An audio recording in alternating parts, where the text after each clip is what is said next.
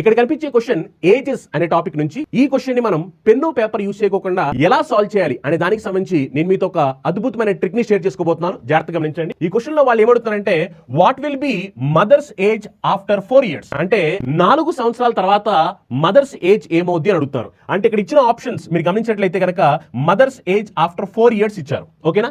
ఇప్పుడు దీన్ని ఎలా సాల్వ్ చేయాలి పెన్ను పేపర్ యూస్ చేయకుండా? క్వశ్చన్ లో చూస్తే కనుక ప్రెసెంట్ ఏజ్ ఆఫ్ మదర్ మీరు చూడొచ్చు 7 మల్టిపుల్, అంటే తల్లి యొక్క ప్రస్తుత వయసు 7 యొక్క గుణిజం. అర్థమైందా? ప్రస్తుత వయసు 7 యొక్క గుణిజం.